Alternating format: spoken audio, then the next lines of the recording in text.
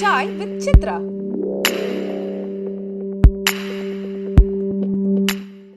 இன்றைய சாய் சித்ரா நிகழ்ச்சியிலே பங்கு பெறுகின்ற விருந்தினர் வி.கே. ராமசாமியின் வளர்ப்பு மகனும் இயக்குனருமான ஆர். ரகு.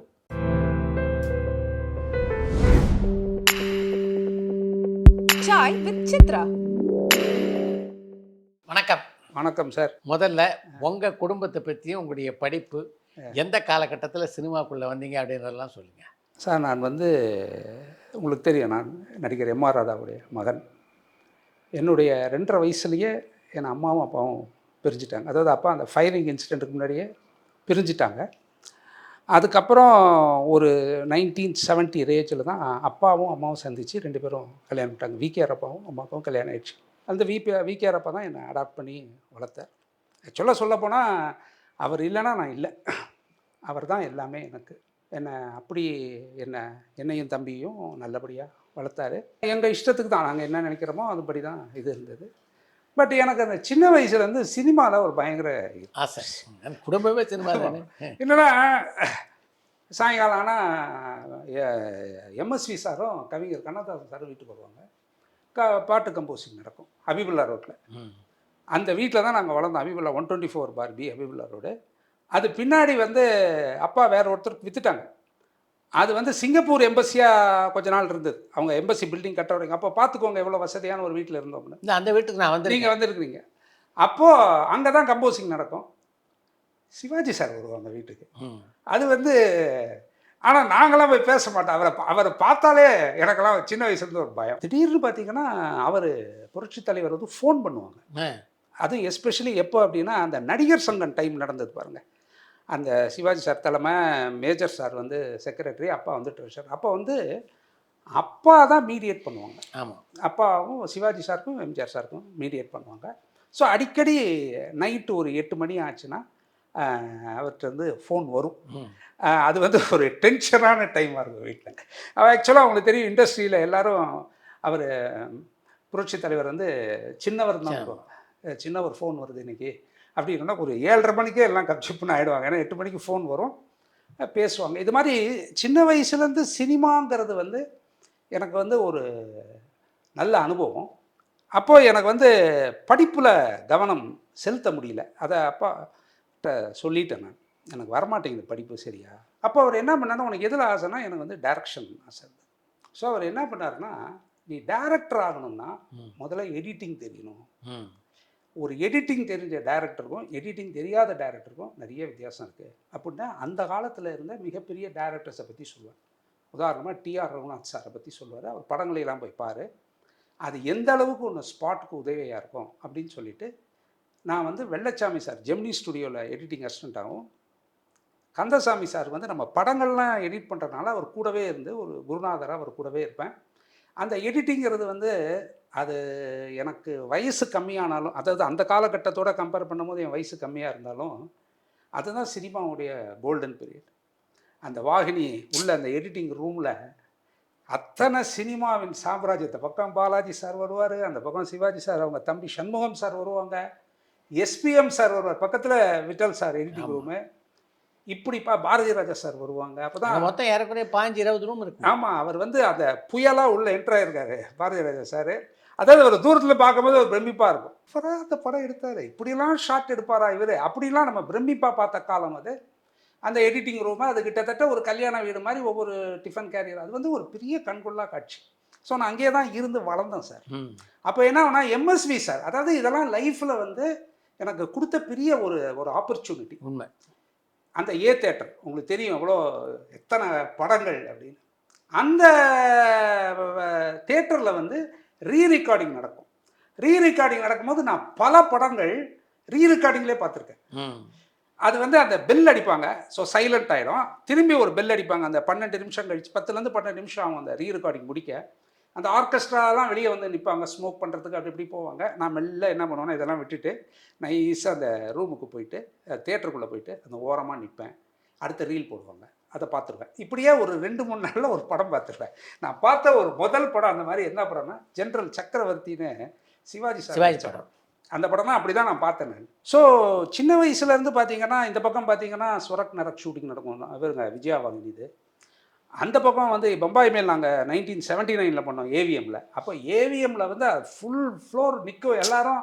இந்த பக்கம் பார்த்தீங்கன்னா இவங்க டீனா மேனும் வந்து நடிப்பாங்க, ஒரு பக்கம் ஜிதேந்திரா, ஒரு பக்கம் அவங்க. திடீர்னு ரெட் ரோஸில் வந்து ராஜேஷ் கண்ணா சிகப்பு ரோஜாக்கள் ஹிந்தி ரீமேக் பண்ணுவார்.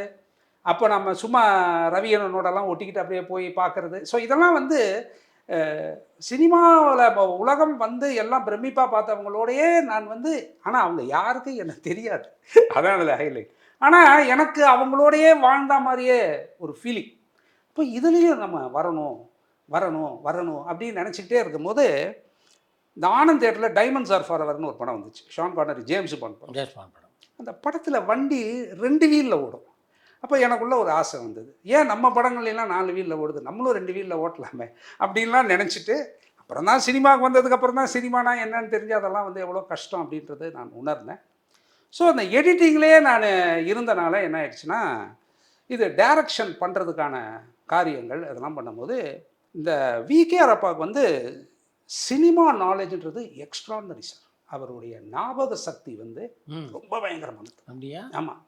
அதாவது அவர் மட்டும் ஒரு அரசியலுக்கு போயிருந்தாருன்னா, எதிரிகள் வந்து எத்தனை நாளானாலும் அவர் ஆளுங்கட்சியில் இருந்தாருன்னா டேஞ்சர் தான். என்னன்னா, கொஞ்சம் காலங்கள் வளர வளர என்ன ஆயிடுச்சுன்னா, நானும் ஒரு ஃப்ரெண்ட்ஸ் மாதிரி ஆகிட்டோம். வா. ஆமாம். 2 பேரும் எல்லாம் ஷேர் பண்ணிக்குவார். ஆமாம். கொஞ்சம் ரொம்ப இல்லாமல் அந்த அப்படி ஒரு பட்டு படம் அந்த அதை விடுப்பா அவெல்லாம் எனக்கு தெரியும் அப்படின்றவார். ஸோ அவருடைய லவ் ஸ்டோரிஸ் கூட ஒரு பட்டும் படாமல் தான் என்கிட்ட சொல்லுவார் தனியாக. பெரிய காதல் மன்னனாக இருந்த ஒரு. ஆமாம் ஆமாம், பயங்கரமான ஒரு காதல் மன்னன் தான். ஆமாம், அவருடைய நடிப்பு, அவருடைய கேரக்டருக்கும் அவர் பர்சனல் லைஃப் வந்து ஒரு பிரின்ஸ் மாதிரி வாழ்ந்தார். எப்படி வாழ்ந்திருக்காருன்னா, ஹார்ஸ் ரேஸ் வச்சுருக்கார் சொந்தமாக.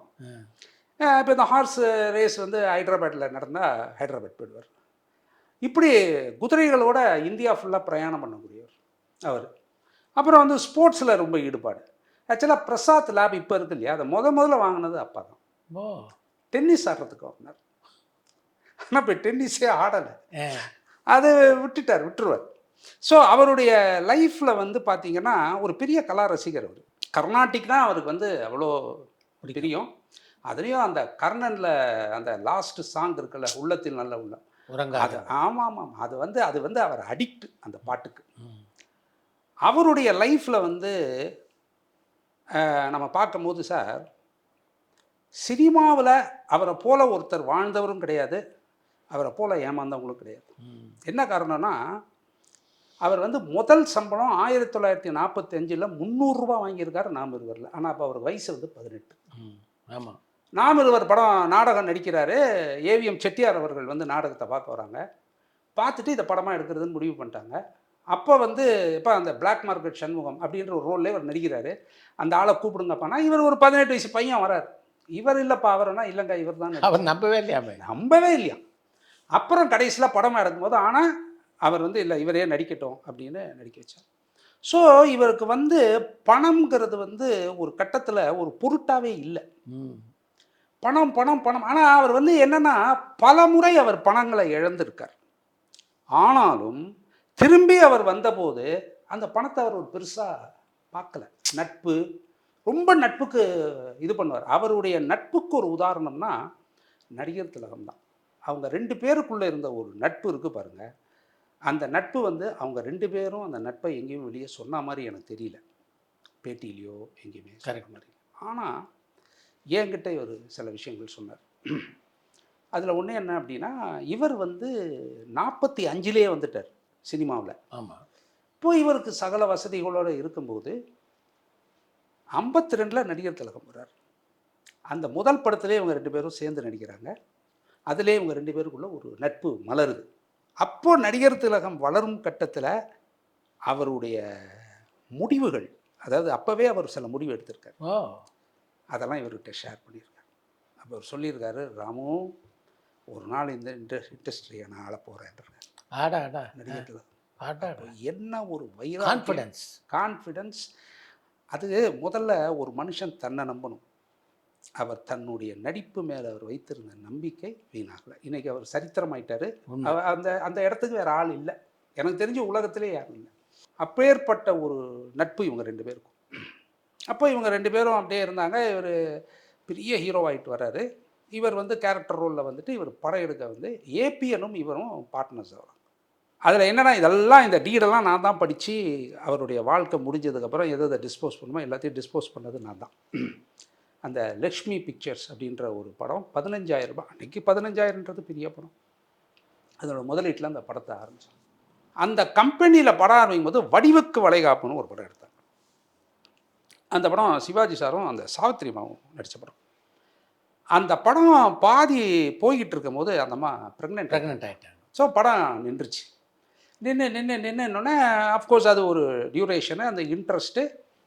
அந்த படம் பெருசாக எதிர்பார்த்து ரிலீஸ் பண்ணும்போது அந்த படம் ஃப்ளாப் ஆகிடுச்சு. ரொம்ப டிசாஸ்டர் ஃப்ளாப் ஆன உடனே அந்த படத்தினால பெரிய கடன் இவருக்கு வந்துருச்சு அப்பாவுக்கு. ஸோ இதில் ஒரு சின்ன ரிஸ்க் என்னென்னா, இவர் படம் எடுக்கிறதுனால ப்ரொடியூசர்ஸ்லாம் இல்லைப்பா அவரே ப்ரொடியூசர் ஆகிட்டார், இப்போ போய் அவர்கிட்ட எங்கே டேட்டு கேட்குறது, அவர் எங்கே வரப்போகிறாரு அப்படி இப்படின்னு ஒரு டாக் வந்து, இல்லை அவர் ஷூட்டிங்கில் பிஸியாக இருக்காருன்னா அவரை கூப்பிடல. இவருக்கு இந்த படம் எடுக்கிறதுனால தனக்கு படம் இல்லாமல் போகுதுங்கிறதும் இவர் ரியலைஸ் பண்ணலை. இப்போ படம் ஃப்ளாப்னா ஒன்றா அடுத்த நாள் அவர் இதெல்லாம் என்கிட்ட சொல்லியிருக்காரு. இப்போ அடுத்த நாள் ஆஃபீஸில்ப்பா ஜேன்னு இருக்கோம், ஒரு பயம் வரலப்பா. அதாவது யாருமே இல்லையா சார். அப்படியே போய் கடைசியில் பார்த்துருக்காரு, ஏதோ ஒரு கொஞ்சம் பணம் இருந்திருக்கு. அப்படியே காத்தால எந்திரிப்பாரான், அப்படியே நடந்து போய் கீதா கேஃப், பாண்டி பசாரில் தான் ஆஃபீஸு, கீதா கேஃபில் ஒரு காஃபி குடிச்சிட்டு வருவாரான். வந்துட்டு ரெடி ஆகிட்டு இருக்கிறதுக்குள்ளே ஒரு ஆஃபீஸ் பையன் வருவான். அவன் போய் ஒரு இட்லி வடை பொங்கல் எதாவது வாங்கிட்டு வருவான். அது சாப்பிட்டு இப்படியே உட்காந்துருப்பாரான். திரும்பி என்ன பண்ணுவாரான், அவன் ஆஃபீஸ்லாம் பூட்டிட்டு அவன் வேலையெல்லாம் முடிச்சுட்டு அவன் போனதுக்கப்புறம் இவர் ஆஃபீஸை பூட்டிட்டு நடந்தே போய் கீதா கேஃபில் சாப்பிட்டு வருவார். திரும்பி நைட்டு இவரே போய் நடந்து ஒரு டிஃபன் சாப்பிட்டு வந்துடுவார். ஏன்னா வேறு யாருமே இவருக்கு இல்லை, பணம் இல்லை, படமும் இல்லை. ஸோ என்ன பண்ணலாம் அப்படின்னு யோசிச்சுட்டு ஒரு நாள் மத்தியானம் இவர் சாப்பிட நடந்து போகும்போது பக்கத்தில் ஒரு வண்டி வந்து நின்றுருக்கு. உள்ள சிவாஜி சார் உட்காந்துருக்காங்க. ராமு அப்படின்ட்டு இருக்கார். என்னப்பா வண்டியில் ஏறு அப்படின்ட்டு. வண்டியில் ஏறினோன்னா, அதாவது சிவாஜி சார்கிட்ட யாரோ சொல்லிட்டாங்க இதுதான் இவருடைய விகேஆரோட நிலைமை, தினம் நடந்து போய் தான் சாப்பிட்டுட்டு அப்படின்னா நேராக வீட்டுக்கு போய் சிவாஜி சார் வீட்டில் சாப்பாடு. செம்ம திட்டு. என்ன நினச்சிக்கிட்டு இருக்க, என்ன பெரிய இதாக யாருமே இல்லையா உனக்கு, அதாவது படம் ஓடலைன்னா என்னையா பண்ண முடியும், அதுக்காக நடந்து போய் சாப்பிட்டுட்டு இருப்பியா, ஏன் நான்லாம் இல்லையா உனக்கு அப்படி இப்படின்னு. இல்லைப்பா அதெல்லாம் நேராக போய் அவர் தம்பியை பார்க்க சொல்லி அப்படி ஆரம்பித்த படம் தான் செல்வம். சம்பளம் எதுவுமே பேசல, உடனே படம், அதான் நட்பு. உடனே இவர் வந்து செல்வம் ஆரம்பித்தார். அதிலிருந்து இவருக்கு ஒரு லைஃப் ஒன்று ஸ்டார்ட் ஆச்சு. இந்த ஃப்ரெண்ட்ஷிப் எங்கே போய் நின்னது அப்படின்னா, இதனால தான் அவர் எம்ஜிஆரை வச்சு படம் எடுக்கல. அதாவது அப்பா வந்து எப்படி சிவாஜி சார் வந்து பராசக்திக்கு முன்னாடி இருந்து பார்த்து பராசக்தி வரைக்கும் பழகினாரோ, கிட்டத்தட்ட அதே நிலைமை தான் எம்ஜிஆருடையும். அதுக்கு ஒரு அற்புதமான ஒரு இன்ட்ரெஸ்டிங் கதை இருக்குது. ஒரு நாள் இவங்கெல்லாம் நாடகம் நடிச்சுட்டு இருக்காங்க, எங்கேயோ எனக்கு கரெக்டாக ஞாபகம் இல்லை எந்த இடம், ஐ திங்க் வால்டாக்ஸ் ரோடுன்னு நினைக்கிறேன். ஸோ இவங்க என்ன பண்ணியிருக்காங்க, சென்னைக்கு புதுசு இவங்க, நம்மெல்லாம் போய் கோட்டையை போய் பார்க்கலாம் அப்படின்னு இவங்க போயிருக்காங்க. கோட்டையை பார்க்க போன இடத்துல அங்கே ஏதோ ஒரு கலவரம் வந்து போலீஸ் இவங்களையும் சேர்த்து பிடிச்சிட்டாப்புல. இந்த நாடகத்தில் போன ஒரு 5-6 பேர் போய் பிடிச்சிட்டு போனோன்னா இவங்கெல்லாம் போய் சொல்லியிருக்காங்க, சார் நாங்களாம் வால்டாக்ஸில் நடிக்கிறவங்க, இன்னும் கம்பெனி அந்த கம்பெனின்னு ஏதோ ஒரு பெரிய கம்பெனி அது. சரின்னு இவங்களையெல்லாம் அனுப்பிச்சிட்டாங்க. இப்போ அவங்க அங்கே இருந்து தப்புன்னு சென்ட்ரல் ஸ்டேஷன் வரைக்கும் இருக்கிற வால்டாக்ஸ் அந்த எண்டில் இருக்கும், அங்கே வந்து ரெடியாகும் போது இது வந்து இவர் எம்ஜிஆருக்கு தெரிய வந்திருக்கு. அப்போ அவர் கேட்டிருக்காரு, ஏன்னா நீங்கள்லாம் கோட்டைக்கு போகிறீங்க, நமக்கும் அங்கே என்ன வேலைன்னு கேட்டார். கோட்டையில் இது எப்போ இவருக்கு ஞாபகம் வந்ததுன்னா, எம்ஜிஆர் சிஎம் ஆகி எம்ஜிஆரை பார்க்க இவர் போகிறார் வீட்டுமே. எப்படி பாருங்க வாழ்க்கை ஒவ்வொருத்தருக்கு மாறுதுன்னு. என்ன வேலைன்னு கேட்டவர் தான் அங்கே உட்காந்துருக்காரு, அவர் தான் சிஎம். இப்போ வாங்க வண்டியில் போகும்போதே பேசலான்ட்டு சிஎம் கூட இவர் வண்டியில் உட்காண்டார், இவர் வண்டி பின்னாடி வருது. இப்போ வண்டி கோட்டைக்கு போகுது. என்ன விஷயம்னா, அந்த நடிகர் சங்க மேட்ரு எல்லாம் பேசி கீசி முடிச்சு, சரிண்ணா இப்படி பண்ணுங்க அப்படி பண்ணுங்க, தம்பிகிட்ட சொல்லுங்கள் நான் வந்துடுறேன் அங்கே வந்துடுறேன்னு எல்லாம் சொல்லி கோட்டையில் இறங்கி அவர் முதலமைச்சராக உள்ளே போயிட்டார். இவர் வண்டியில் திரும்பி வீட்டுக்கு வந்துட்டார். சொன்னார், கோட்டைக்கு நமக்கு என்ன வேலை, ஏன் அங்கே எல்லாம் போனீங்க கலாட்டா நடக்கிற இடத்துலன்னு கேட்ட மனிதன் இந்த தேசத்தையனுடைய முதலமைச்சராகி அவரோடையே நான் போனேன்பா, அது என்னால் மறக்க முடியாத ஒரு விஷயம். அப்போது இவர் வந்து நம்ம எல்லாருக்கும் தெரியும், அவர் புரட்சி தலைவர் வந்து ரொம்ப வறுமையான ஒரு குடும்பத்திலேருந்து வந்தவர். அவருடைய வறுமை அதனால தான் அவர் வந்து அந்த பசி இதுக்கெல்லாம் வந்து அவர் முதல்ல ஹெல்ப் பண்ணுவார். உண்மை. அப்போ அவங்க அண்ணனுக்கும் இவருக்கும் பல நட்பு இருந்திருக்கு. அவர் பெரியவர் இருக்கார் இல்லையா, எம்ஜிஆரோட அண்ணனுக்கும் அப்பாவுக்கும் ரொம்ப நல்ல நட்பு சேலத்தில் இருந்து இருக்கும் போதெல்லாம். பிற்காலத்தில் அவர் எம்ஜிஆர் வந்து ஒரு சூப்பர் ஸ்டார் ஆகும்போது இவர் என்ன பண்ணியிருக்காரு, அப்பாவை கூப்பிட்டு என்னை வச்சு ஒரு படம் எடுங்கண்ணே, நான் உங்களுக்கு ஒரு படம் பண்ணி தரேன்னு சொல்லியிருக்காரு. அப்போ இவர் என்ன சொல்லியிருக்காருன்னா, அதாவது எந்த அளவுக்கு இவங்கெல்லாம் ஓப்பனாக இருந்திருக்காங்கன்னு நினைக்கும் போது அந்த கோல்டன் ஏஜ் ஆஃப் இண்டஸ்ட்ரி அது பாருங்கள், அது வந்து சம்திங் கிரேட் சார். அவங்களுக்கெல்லாம் சல்யூட் பண்ணும்.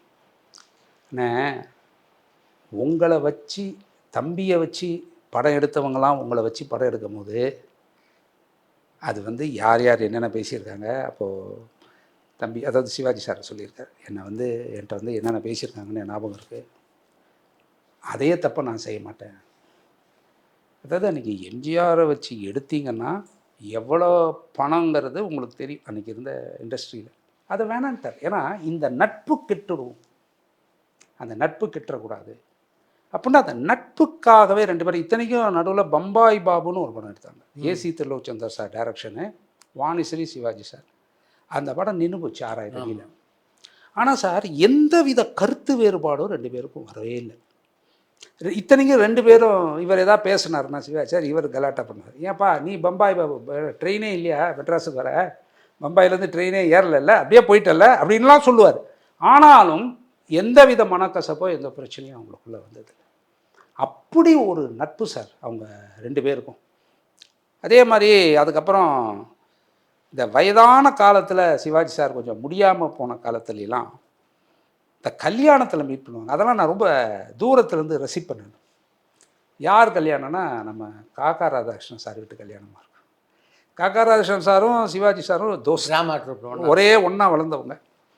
அதுக்காக வரார், தன் நண்பனோட வீட்டு கல்யாணத்துக்காக தன் உடல் முடியாமல் கூட சிவாஜி சார் வரார். அப்போது இவங்க 2 பேரும் பேசக்கூடிய பேச்சுகள் அது இதெல்லாம் வந்து ஒரு இது. அப்புறம் நிறைய தடவை அவர் வீட்டுக்கு போவார், சிவாஜி சார் வீட்டுக்கு போவார். சிவாஜி சார் வீட்டுக்கு போயிட்டு ரொம்ப நல்ல பழகுவாங்க. அதே மாதிரி அப்பாவோட லைஃப்பில் வந்து ஏவிஎம் ப்ரொடக்ஷன்றது ஒரு பெரிய அவருக்கு ஒரு பிணைப்பு இருந்தது.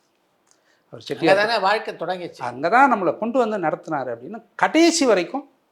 அது சரவணன் சார் காலங்கள், குமரன் சார் ஆகட்டும், இல்லை முருகன் சார் ஆகட்டும், அவர் பாலசுப்ரமணியன் சார், ரொம்ப அப்பாவுக்கு வந்து அவங்க மேலே ஒரு ஈடுபாடு. அது எனக்கு தெரிஞ்சு நம்ம இவர் இருக்கார் இல்லையா சரவணன் சார் நம்ம ஒரு முருகன் சார் மேரேஜுக்கு தான் மாப்பிள்ளை அழைப்பு, கல்யாணம், ரிசப்ஷன் 3 பண்ணார். அதுக்கப்புறம் என் கல்யாணத்துக்கு தான் வந்திருப்பார். அவர் அப்படிலாம் போக மாட்டார், ஒரு தடவை தான் போவாங்க. ஏன்னா அந்த அளவுக்கு ஒரு அட்டாச்மெண்ட் ஏவிஎம்மோட அப்பாவுக்கு இருந்தது.